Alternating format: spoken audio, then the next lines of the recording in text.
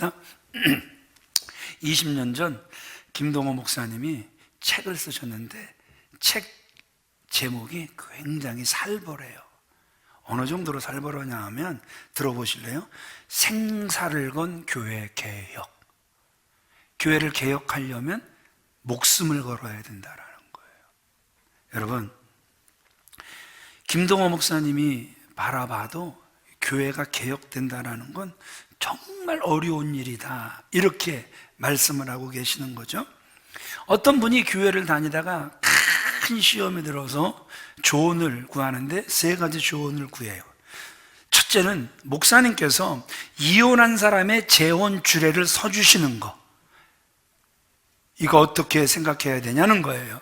두 번째, 교회 안에서 장사하는 거, 이거 어떻게 생각해야 합니까? 세 번째, 침례교회였던 것 같아요. 타 교단에서 오는 분들 다시 침례를 받으라는 것, 이 문제에 대해서 어떻게 생각하십니까?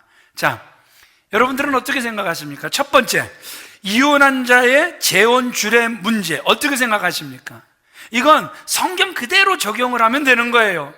어떤 이혼이냐에 따라 설 수도 있고 설 수도 없는 거예요. 남편이 아내가 살아있는데 다른 남자가 좋다, 다른 여자가 좋다 나가서 그 남녀하고 살면서 목사님 주례 서주세요, 그러면 서지 말아야 돼요? 서지 말아야 돼요? 서달래는 사람들이 웃긴 겁니다. 이런 주례는 목사 양심상도 서줄 수가 없는 겁니다. 자, 둘째, 교회 안에서 장사하는 문제, 여러분 어떻게 생각하세요? 우리 교회도 이 부분에 대해서 해당이 된단 말입니다. 대체적으로 사람들이 드는 근거가 마태복음 21장 12절, 예수님께서 성전 정화하신 이러한 부분을 들어 교회 안에서 장사하는 문제를 굉장히 고민하는 분들을 보게 됩니다. 그래서 저희의 답변을 기다리신다면 저는 no, 안 하는 게 좋다입니다. 하지만 여선교회가 선교 사역이나 교회를 위해서 하는 기부나 봉사 형식의 그 장사를 마태복음 21장 12절에 장사하는 사람들하고 똑같이 정죄해서는 안 된다, 저는 이렇게 생각을 합니다. 조금 더 구체적으로 말을 하면 그 마태복음 21장에 나오는 그 장사꾼들은 철저하게 누구의 유익을 위한 것입니까? 자신들의 유익을 위하여 그 제사장들과 결탁이 되어 있는 이러한 안타까운 모습이었단 말입니다. 그러나 여러분, 여성교회나 교회가 하는 일은 100% 봉사와 100% 기부란 말입니다. 자신들의 유익을 위한 것과는 전적으로 다르다라는 것이죠. 그러나 제가 늘 염려하는 게 뭐냐 하면, 안 했으면 좋겠다 싶은 게 뭐냐 하면, 그 장사를 위해서 예배가 뒷전이 되는 거예요. 매주 하는 게 아니잖아요. 목사님, 이것 좀 이해를 해주세요. 그래서 지금 예배는 드리는 등 마는 등 이거 준비해야 돼요, 이럴 것 같으면 안 하는 거예요.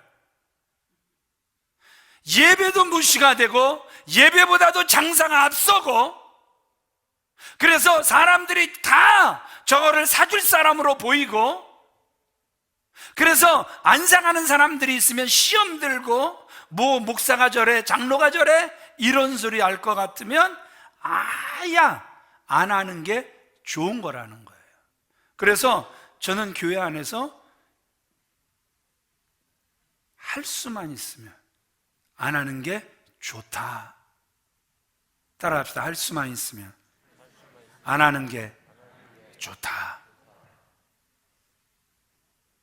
그렇다고 해서 청년들이 선교사역을 위해서 하는데 여러분들이 목사가 안 하는 게 좋다 그랬으니까 하지 마, 이러지 말라는 거예요.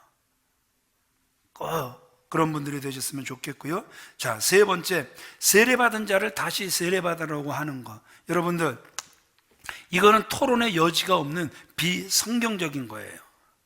이 세례나 이 침례 같은 것은 어느 편에서든지 서로가 인정을 해줘야 되는 거란 말입니다. 여러분, 침례나 세례는요, 여러분들 반드시 이건 단회적인 사건, 이례적이어야 된단 말입니다. 전에 우리 교회 안수 집사님이 저 아래 지방으로 이사를 가셨어요. 이제 계속 그 뒤로도 이제 교제가 있었는데, 목사님, 이 교회를 갔더니요, 세상에 안수 집사 다 딱지 떼래요. 그리고 서리 집사부터 다시 받으래요. 그래갖고 지금 다시 서리 집사부터 계단을 밟아 올라가고 있습니다. 여러분 어떻게 생각하십니까? 그런 교회가 요즘 멋있다 그러죠.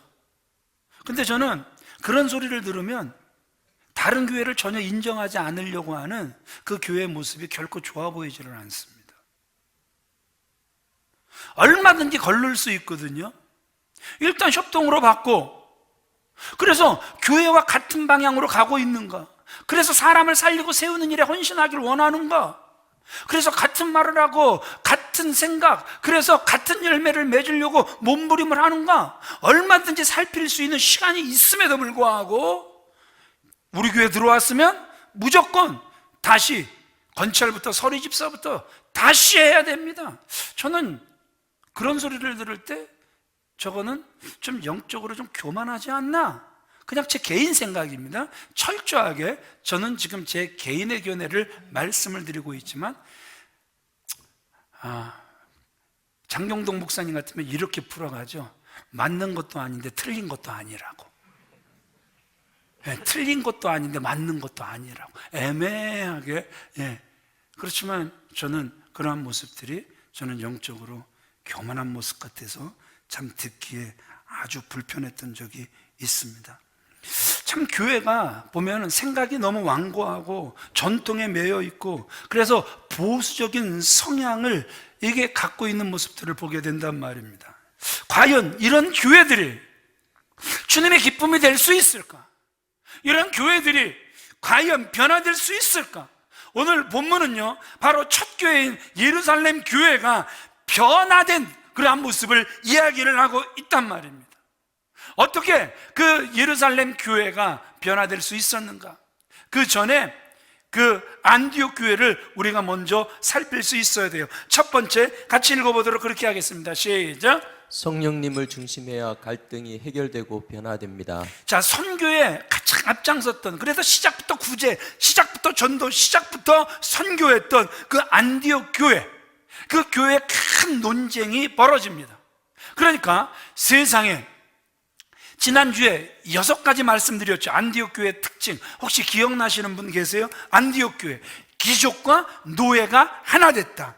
유대인과 이방인이 하나가 됐다. 흑인과 백인이, 무식자와 유식자가, 부자와 가난한 자와, 선지자적 믿음 아니면은 또 교사적 믿음, 그러니까 신비주의적 믿음, 이성적인 믿음이 하나가 되는 정말 환상적인 교회가 바로 안디옥 교회였다 말씀을 드렸어요.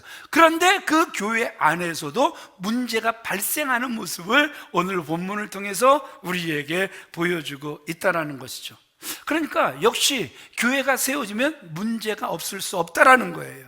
자, 몇몇 사람들이 유대에서부터 왔는데 그 이방인 교회에 와서, 안디옥 교회에 와서 이방인들을 향하여 이렇게 이야기를 하는 거예요. 당신들 예수를 믿어도 할례를 받지 않으면 당신들 구원을 못 받습니다. 이렇게 가르친 거예요. 1절 말씀 같이 읽어보겠습니다. 시작. 어떤 사람들이 유대로부터 내려와서 형제들을 가르치되 너희가 모세의 법대로 할례를 받지 아니하면 능히 구원을 받지 못하리라 하니. 할례가 뭐죠? 창세기 17장 11절 말씀에 보면 하나님의 백성이라는 언약의 표시가 할례란 말입니다. 그래서 창세기 17장 24절 25절 보면 아브라함 나이 99세 때 그가 뭘 받아요? 할례를 받아요. 이스마엘 나이 13살에 할례를 받아요. 출애굽기 가면 이제 모세가 이제 하나님의 사명을 받고 애굽으로 들어갑니다. 그런데 갑자기 하나님께서 모세를 죽이시려고 해요. 그러니까 그 모세 아내 십보라가 그 게르솜에 표피를 베서 던져요. 그러면서 남편의 별명을 지어주죠. 당신은 피남편입니다. 이렇게 이야기를 해요. 그러니까 하나님께서 이제 하나님의 귀한 그 사역을 감당하기 위하여 들어갈 때에도 하나님께서 요구하시는 건 할례라는 사실을 우리에게 보여주고 있단 말입니다. 그런데 여러분 어떻게 생각하세요? 그 할례가 이방인들에게도 반드시 행해져야 된다, 이렇게 여러분들도 생각하십니까? 바울과 바나바가 그들의 주장에 강력하게 반대를 합니다. 왜냐하면 이것은 복음을 부인하는 가르치기 때문에 그렇다라는 것이죠. 사람이 할례를 받아야 구원을 받는다라는 말은 무엇이 부족하다라는 거예요? 예수님의 십자가의 구원이 아직도 완전하지 않다라는 거예요. 그래서 인간의 행위로 구원을, 할례라는 그 행위를 통해서 구원을 완성해야 된다, 그들의 가르침이 이런 거란 말입니다. 그래서 이 문제로 논쟁하던 안디옥 교회가 이제 지혜로운 결정을 내리죠. 어떤 결정을 내리냐 하면 대표자들을 예루살렘 교회에 보내 이 사람들의 가르침이 정말 예루살렘 모 교회의 가르침인지 확인해 보자라는 거예요. 2절 말씀 같이 읽어보겠습니다. 시작. 형제들이 이 문제에 대하여 바울과 바나바와 및 그 중에 몇 사람을 예루살렘에 있는 사도와 장로들에게 보내기로 작정하니, 예, 대표자들을 예루살렘 교회에 보내서 이 사람들의 가르침이 정말 예루살렘 교회의 가르침인지 확인해 보자라는 거예요. 자, 교회를 섬길 때 이따금 의견이 맞지 않을 때가 있습니까? 있습니까? 많잖아요. 마치 없는 것처럼 그렇게 말씀하지 마시고 분명히 이따금 의견이 맞지 않을 때가 많단 말입니다.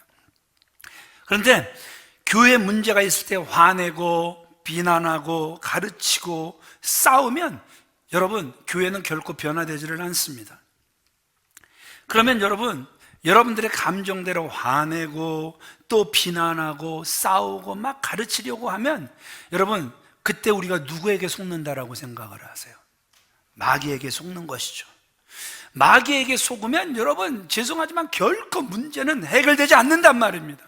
갈등이 생길수록 하나 되게 하시는 그 성령의 역사를 저와 여러분들이 의지해야 되는 거란 말입니다.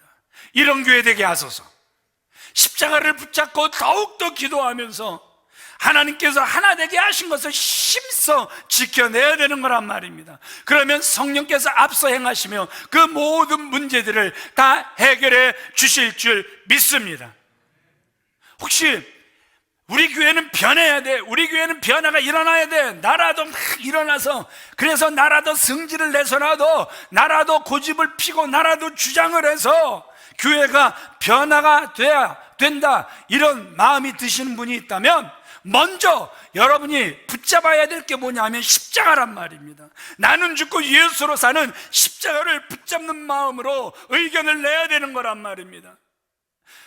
모두가 모여서 함께 기도하고 분별받으면 성령님께서 하나 되게 만들어 주실 줄 믿습니다. 그래야 교회는 바뀌게 되는 거란 말입니다. 여러분, 마귀가 원하는 게 뭔지 아십니까? 마귀가 원하는 건 다른 게 없어요. 모임이 깨지길 원하는 거예요. 교인들끼리 서로 비난하고 다투고 싸우고 서로가 서로를 향하여 내가 옳다 주장하게 하고, 그래서 그 속에서 버티다 못해 담임 목사는 사표 쓰고 결국 교회가 갈라지는 것, 뻔한 순서란 말입니다. 이게 지금 교회가 누구에게 속고 있는 거예요? 마귀에게 속고 있는 거란 말입니다. 여러분, 부부싸움이 처음엔 별거 아니에요. 그냥 자존심 싸움이에요. 그런데요, 이게요 점점 커져요. 예. 그놈의 자존심이 죽어도 안 지겠다라는 거예요. 지금 누구에게 속고 있는 거죠? 누구에게 속고 있는 거죠? 알긴 잘한다니까. 몰라서 당하지를 않아. 그런데 억울한 건 왜 억울한 줄 아세요? 알고도 당해. 예. 요즘 신앙생활을 저와 여러분들이 한다고 해요. 예수를 제대로 믿고 싶다, 이런 아름다운 고백도 정말 많아요. 제가 갑자기 제자 양육에 막 힘을 쏟잖아요. 진짜 하나님의 사람을 세우려면 6개월 이렇게 교육해서 세우는 게 아니라 이제 2년 한번 같이 가보자. 정말 제 시간이 없더라고요. 월요일 밤 10시에 끝나면 금요일 밤 10시 그냥 그 사이에 또 이제 준비해야 될 게 한두 가지가 아니잖아요. 그럼에도 불구하고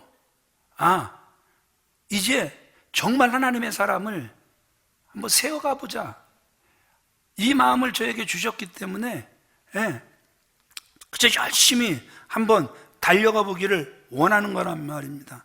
하나님께서 사랑하시는 귀한 믿음의 성도님들,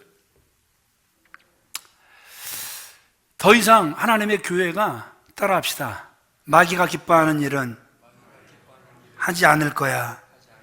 아멘? 따라합시다. 아무리 힘들어도 마귀가 원하는 대로 내버려 두지 않겠다.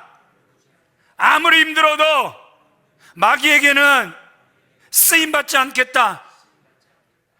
이게 분별만 되면 되는 거예요. 왜 이렇게 컨트롤이 안 되지? 이건 내 모습이 아닌데 왜 이렇게 컨트롤이 안 되지? 왜 내 속에서 이렇게 분노가 일어나지? 아니, 난 아내가 너무너무 사랑스러운데, 나는 남편이 너무너무 사랑스러운데, 나는 자녀들이 너무너무 사랑스러운데, 내 기도의 대부분이 그 남편, 아내, 자녀들을 위한 기도 시간인데 왜 내가 이렇게 깎아먹을 짓을 하고 있지? 누구에게 속고 있다? 마귀에게 속고 있는 거예요. 속지 맙시다. 안 속는 여러분들이 되어지시길 우리 주 예수 그리스도의 이름으로 축원을 드립니다. 분리가 일어나고 분노가 일어날 때 그때 해야 할 일이 뭐냐 하면 마귀가 아무 일을 못하도록 하는 거란 말입니다. 따라합시다. 아무리 목적이 오라도 방법이 틀리면 속는 것이다. 아멘? 오직 한 가지 방법이 저와 여러분들에게 있단 말입니다. 기도해야 되는 거란 말입니다. 성령님, 교회를 위해서, 하나님의 영광을 위해서 한다고 하는데 왜 내 속에 이렇게 분노의 영이 나를 사로잡고 있습니까? 하나님, 내 속에 왜 이렇게 불의의 영이 강력하게 역사하고 있습니까? 하나님, 분노의 영이, 불의의 영이 떠나가게 하시고 성령 안에서 성도와 성도 사이에 마음이 하나 되게 하여 주시옵소서. 우리가 정말 조심할 것은 그때 큰 소리 내고 그리고 몇몇 사람이 독단적으로 모임을 이끌어가는 일이란 말입니다. 이번에 당회를 하면서 저는 바깥 활동을 그렇게 즐거워하지는 않아요. 그런데 총회에서 세계선교회 좀 이렇게 상임이사가 돼달라고 하는, 왜냐 그러면 교단이 새롭게 이렇게 형성이 되면서 이제 몇몇 선교사 출신들이 있거든요. 이제 저도 선교사 출신이고, 홍천희망교회 그 임문희 목사님도 선교사 출신이고, 여기 오산 수청교회 고 목사님도 또 선교사 출신이고, 이렇게 하니까 좀 이런 선교사 출신들이 좀 이렇게 모여서 또 이렇게 그 세계 선교회를 좀 조직해 달라고 하는, 세워 달라고 하는 그런 요청이 있었던 거예요. 그래서 처음으로 제가 당회를 해서 장로님들한테 제가 부탁을 했어요. 하나님께서 기뻐하실 일이 될 것 같습니다. 그러니까 제가 여기에는 나가서 좀 이렇게 섬겨보고 싶다고. 그런데 가자마자 시험에 들었어요. 딱 갔는데 세상에 벌써 본인들끼리 모여서 다 결정하고 그냥 결정한 대로 따라와 달라, 이런 식의 모임이더라고요. 그래가지고 총회장 그 목사님한테 전화했어요. 목사님, 이런 식으로 모임 끌어가시면 이 모임 절대 오래가지 않습니다. 몇 사람의 소리가 크고 몇 사람이 독단적으로 이걸 끌어가게 되면 절대 이 모임 오래가지 못합니다. 모임을 다시 하세요. 그래서 경청을 하세요. 사람을 세웠으면 들으려고 하세요. 그랬더니 금세 답장이 왔어요. 그렇게 하겠다고, 다시 모임을 갖겠다고. 모임이 몇 사람에 의해서 이렇게 자지우지되는 모임 같으면 여러분, 그런 모임은 설레야 설 수가 없는 거란 말입니다. 자, 우리 두 번째 같이 읽어보겠습니다. 시작. 고정관념을 버려야 합니다. 바울 일행이 예루살렘 교회에 와서 이방인들이 주님께 돌아온 보고를 해요. 그런데 여기서 똑같은 문제가 발생해요. 그 문제 때문에 왔는데 그 똑같은 문제가 예루살렘, 그러니까 안에서 새는 바가지 바깥에서 똑같이 새고 있는 모습을 보고 있는 거예요. 5절 말씀 같이 읽어보겠습니다. 시작. 바리새파 중에 어떤 믿는 사람들이 일어난 말하되 자, 계속 이방인에게 읽으세요. 할례를 행하고 모세 율법을 지키라 명하는 것이 마땅하다 하니라. 어떤 사람, 믿는 사람들이 벌떡 일어나더니 당연하다, 할례를 행해, 모세 율법을 지켜, 이게 마땅해. 여기서 우리가 보게 되는 게 뭐냐 하면, 예수를 믿으면서도 예수님의 마음을 진정으로 이해하지 못하고 예수 믿는 사람들이 생각보다 많다라는 사실을 우리에게 보여주고 있단 말입니다. 그러기에 이 모습을 보면서 따라합시다. 나도 그럴 수 있다. 세상에 성령이 그렇게 강력하게 역사하는 그 예루살렘 교회 안에서도 예수님의 마음을 제대로 이해하지 못하고 자기 생각을 쏟아내는 사람들이 이렇게 많았음을 우리에게 보여주고 있단 말입니다. 그런데 여기서 주목해야 할 구절이 뭐냐 하면, 지금 이 문제를 일으키고 있는 사람들의 문제가 무엇인가 하는 것을 밝히 보여주고 있어요. 자, 우리 다시 5절 읽었던 거 다시 읽어볼게요. 다시 5절 띄워주세요. 시작. 바리새파 중에 어떤 믿는 사람들이 일어나. 어떤 사람들이 일어난 거예요? 바리새파 중에 어떤 믿는 사람들이 일어났다 말씀하고 있단 말입니다. 예수를 믿기는 믿는데, 그런데 바리새파의 기질이 그대로 있는 사람이다, 이런 뜻이에요. 어떤 분들이 이렇게 이야기를 해요. 내 승질머리 성령도 못 고친다. 내가 예수를 믿긴 믿는데 내 옛날 기질 성령도 못 바꿔. 나 과거에 건달이었는데 내 기질 성령도 못 바꿔. 나 바깥에서 나 꽤 높은 사람이었는데 나 대접받고 싶고 인정받고 싶고 높임받고 싶고 이 마음은 성령도 못 바꿔. 이게 바리새파 기질이 그대로 남아있는 사람하고 똑같은 거예요. 여러분, 이 바리새인, 페로시스, 무슨 뜻이에요? 분리주의자란 뜻이란 말입니다.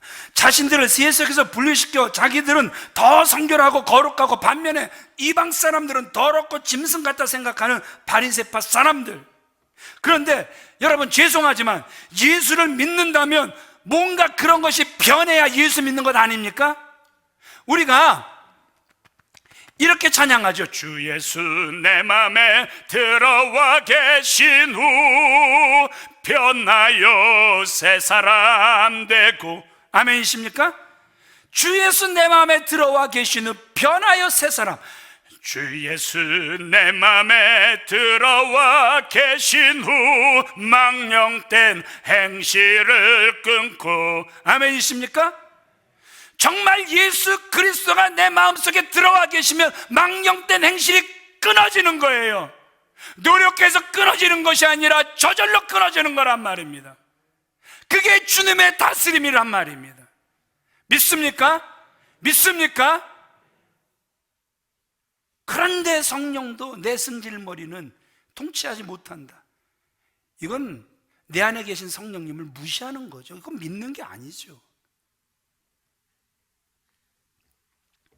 옛날 것은 저절로 내 속에서 끊어지게 될 줄 믿습니다. 그런데 바리새파 근성, 바리새 쪽 교만이 그대로 남아있어서 이방인 가운데 예수 믿는 사람들을 은근히 업신여기고 그들을 차별하는 이러한 모습들이 있었단 말입니다. 여러분, 문제가 무엇인지 보이십니까? 지금도 마찬가지예요. 말로는 바리새파라 하지 않지만 예수 믿기 전 세상에 있을 때 내세우던 자존심, 남이에 군림하며 휘두르던 끼 그대로 나타난단 말입니다. 성김으로 인정받고 성김으로 지도자가 되는 교회 내 질서는 전혀 깨닫지를 못한단 말입니다. 4절 보세요. 바울과 바나바가 예루살렘 교회의 사도와 장로들에게 보고하는 내용이에요. 4절 같이 읽어볼까요? 시작. 하나님이 자기들과 함께 계셔 행하신 모든 일을 말하매. 자, 하나님이 자기들과 함께 계셔서 행하신 모든 일을 말하는 거예요. 소아시아 지역에서 일어난 이방인들의 구원의 역사와 성령의 역사에 대해서 간증하는 거예요. 신학적 논쟁하지 않아요. 자신들의 이론 절대 말하지 않아요. 다만 그들에게 전도할 때 하나님께서 함께 하셔서 그들을 변화시키시고 기적도 일으키시고 성령도 충만케 하셨던 이 일, 자기들이 보고 들은 것을 그대로 보고를 합니다. 그러면 오늘의 문제 해결을 우리가 어떻게 해야 되는가? 해결의 길이 어디에 있는가? 우리 3절 말씀 같이 읽어보겠습니다. 시작. 이방인들이 주께 돌아온 일을 말하여 형제들이 다 크게 기뻐하더라. 아하, 이방인들이 주께 돌아온 일을 말하며 형제들이 다 크게 기뻐하더라. 자, 교회의 기쁨이 어디에 있는 거예요? 멸망당할 자가 주께 돌아오는 것을 기뻐하는 거예요. 사람이 살았다고 하면, 그래서 주님 앞으로 돌아왔다고 하면 교회는 그 일로 기뻐해야 되는 거예요. 여러분들에게 질문하고 싶습니다. 자, 교회는 깡패가 들어오면 안 됩니까? 예? 들어와도 되는데 내 옆에는 오면 안 되죠. 예? 새 사람이 되면 되는 거죠. 우리는 그 믿음이 있는 거잖아요. 자, 교회에 사기꾼이 들어오면 안 돼요? 사기꾼 기질을 가지고 들어오면 안 돼도 그 사기꾼이 예수님을 만나기 위해서 들어올 수 있는 거죠. 그죠? 이병조 집사님 안 됩니까? 우리 이병조 집사님이 평생 교도관을 하셨기 때문에 안 변할 놈들은 평생 안 변합니까? 변하지요! 아멘! 네. 그의 과거가 굉장히 지저분해. 그런데 그가 예수님을 믿길 원해. 그러면 그가 교회에 들어올 수 있습니까? 들어올 수 있습니까? 들어와야죠. 그걸 막는 교회는 아직도 주님의 마음이 흘러가지 않는 교회란 말입니다. 이해가 되세요? 여러분들이 담임 목사 이은총 목사를 아멘하며 받으셨잖아요. 그런데 우리 교인들이 전도 나갔다가 오히려 창피해서 들어올 때가 한두 번이 아니었잖아요. 그 교회 담임 목사가 누구세요? 수원영락교회 이은총 목사님인데, 아이고 그렇게 수원에서 속색이던 그 사람? 그러니까 교인들이 의아한 거예요. 우리 목사님 그렇게 속색였어? 알아보면 속 마가지로 세겠거든요. 제가 얼마나 속을 세겠습니까? 예? 얼마나 경찰들을 힘들게 했습니까? 저 한 사람 잡으려고 800명이 깔리고. 예? 저 그런 사람이에요. 그런 사람. 근데 이상하게, 예? 제가 교회 없으면 여러분들이 이제 이상하대. 제가 교회에 돌아오면 마치 아버지가 집에 계신 것 같이 좋대.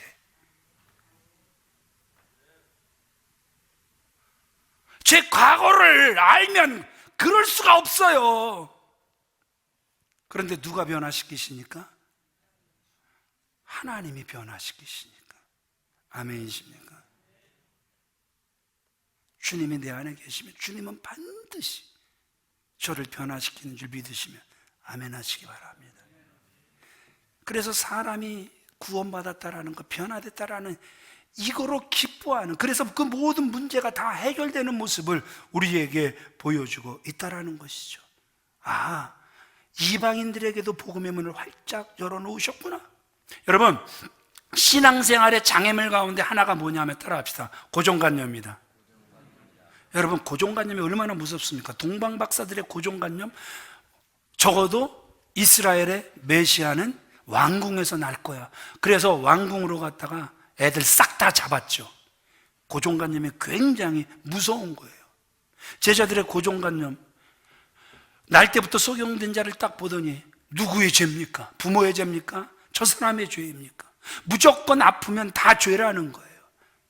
그랬더니 주님이 뭐라 그래요? 그런 고정관념을 버려. 부모의 죄도 아니야, 저 사람의 죄도 아니야. 하나님께서 하실 일을 저를 통해서 나타내려고 하시는 거야. 깨달아지시면 아멘 하시기 바랍니다. 어떤 사람이 하와이에서 장사를 구상을 하는데, 그래! 모피 장사를 하자. 무슨 장사? 모피 장사. 그랬더니 친구들이 난리가 난 거야. 야, 미쳤냐? 하와이! 와이키키! 더운 나라야! 그런데 여기서 모피 장사? 네가 돈이 남아도는구나. 우리한테 하나 줘라. 뭔 놈의 모피야? 그랬더니 이 친구가 이렇게 이야기를 하는 거예요. 야, 너희들 와이키키에는 하와이 사람만 오니? 아니, 전 세계 사람들이 다 오지. 그럼 전 세계 사람들이 다 올 때 더운 나라에서만 오니? 아니, 추운 나라에서도 오지.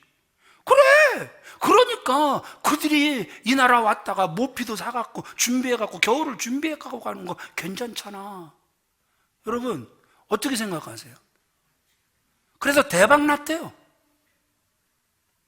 여러분 저는 선교지를 참 많이 이렇게 다니잖아요. 아내하고 이렇게 그 외국을 이렇게 그래도 자주 나가는 편이잖아요. 그러면서 항상 왜 우리나라 옷 장사하시는 분들은 왜 겨울에 여름 옷을 안 파나? 겨울에 왜 여름 옷을 안 파나? 이런 생각을 늘 했어요. 왜냐하면 요즘 겨울에 다 찾아가는 나라가 추운 나라가요, 더운 나라가요?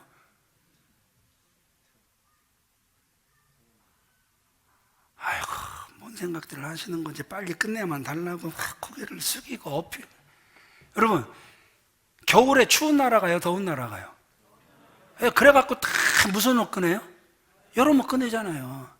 그러다 보면 아이고 이 옷이 없네, 저 옷이 없네, 아이고 반바지가 부족하네, 막 이러면서 필요한 게 여러분 여름 옷이더란 말이에요. 그래갖고 왜 장사하는 사람들이 왜 겨울엔 겨울 옷만 팔까? 이랬더니 한 3, 4년 전부터인가 영통에 가면 여름 옷을 구석에 쫙 펼쳐놓고 파는 집이 드디어 생겼더라고요. 여러분, 우리의 고정관념 이거 굉장히 무서운 거예요. 겨울엔 겨울옷만 팔아야 된다? 아니요, 겨울에 여름옷을 팔아야 된다, 저는 생각을 하는 사람이에요. 이게 너무 많아지면 또 안 되겠지만 여러분 그래요. 말씀을 이렇게 정리해 갈게요. 예루살렘 그 교회는 그 예루살렘 교회 지도자였던 야고보가 베드로, 바나바, 사울의 간증을 차례차례 듣고 자기의 생각을 말해요. 19절 같이 읽습니다. 시작. 그러므로 내 의견에는 이방인 중에서 하나님께로 돌아오는 자들을 괴롭게 하지 말고. 이제 예루살렘 교회가 야고보의 제안을 받아들여요. 그 결정을 바울과 바나바 그리고 이제 안디옥 교회와 이방인 교회들에게 전달하기로 가결을 해요. 정말 감격스러운 순간입니다. 예루살렘 교회가 드디어 변한 거예요. 우리 로마서 12장 2절 말씀 같이 읽어보겠습니다. 시작. 오직 마음을 새롭게 함으로 변화를 받아. 교회는 변화를 받아야 된단 말입니다. 그런데 마음을 새롭게 함으로 변화를 받아야 되는 거란 말입니다. 교회는 항상 변화되어야 될 줄 믿으시면 아멘 하시기 바랍니다. 저는 예루살렘 교회가 이방인들을 향하여 마음이 열린 것을 보고 교회는 희망이 있다 이렇게 생각하는 사람이에요. 예루살렘 교회가 변하는 걸 보면 모든 교회는 다 변할 수 있다 믿습니다. 우리 수원영락교회도 계속해서 변화의 바람이 불어닥칠 줄 믿습니다. 사랑이 진정한 신앙이고 진정한 교회고 진정한 개혁이란 말입니다. 예루살렘 교회가 이방인을 받아들이는 결정을 했다면 우리 교회 또한 사랑으로 소문난 교회로 변화될 줄 믿습니다. 그러면 어떻게 하면 교회가 갈등 없이 변화될 수 있겠는가? 예루살렘 교회가 보수적인 사고를 깨트리고 이방인에 대한 하나님의 계획을 받아들이는 데 있어서 교회가 변하기 전 따라합시다. 핵심적인 리더를 변화시키시더라. 여러분, 교회를 변화시키시기 전에 하나님이 먼저 일해 가시는데, 여러분 사도행전 10장에 가서 보면 누구를 먼저 변화시키셨어요? 베드로를 먼저 변화시키셨단 말이에요. 베드로는요, 이방인 백부장 고넬료의 집에 가서 복음을 전해라, 예수님의 지시에 3번이나 반항을 해요. 정말 베드로는 자기 의지가 강한 사람이었단 말입니다. 사도행전 10장 14절 말씀 같이 읽어보겠습니다. 시작. 주여 그릴 수 없나이다. 속되고 깨끗하지 아니한 것을 내가 결코 먹지 아니하였나이다. 세상에 주님이 가라고 하는데도 자기 의지가 나와요.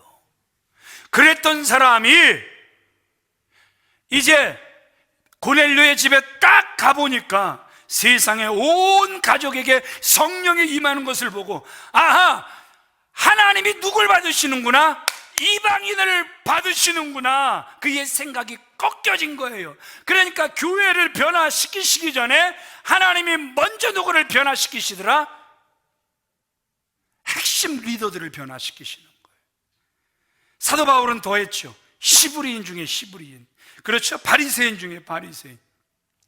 시브리 전통과 바리새주의의 전통에서 벗어나 죄인들의 친구였던 예수를 그리스도라 전하는 스데반을 죽여요. 계속해서 살기가 등등해서 예수 믿는 사람 잡아 옥에 가두겠다고 다메섹까지 쫓아가요. 그만큼 자신의 행동에 대해서 확신이 있었단 말입니다. 그런 그가 예수님을 만나고 누구의 사도가 되죠? 이방인의 사도가 되는 모습을 우리에게 보여주고 있단 말입니다. 어떻게 생각하세요? 그들은 변할 수 있었던 사람입니까? 변할 수 없었던 사람입니까? 여러분들이 봐도 도무지 변할 수 없을 것 같았던 사람이란 말입니다. 그런데 변화됐습니까? 변화됐습니까? 변화됐단 말입니다. 이방인에 대한 생각이 바뀌었단 말입니다. 그리고 간증을 하는 거예요. 그리고 예루살렘 교회가 변화가 된 것이란 말입니다. 따라합시다. 교회가 변화되기 전 사람을 변화시키시더라. 그 사람이 제가 되길 원하고, 따라하라고 안 했습니다. 그 사람이 제가 되길 원하고, 그 사람이 장로님들이 되길 원하고, 교회의 핵심 리더들이 되길 우리 주 예수 그리스도의 이름으로 축원을 드립니다.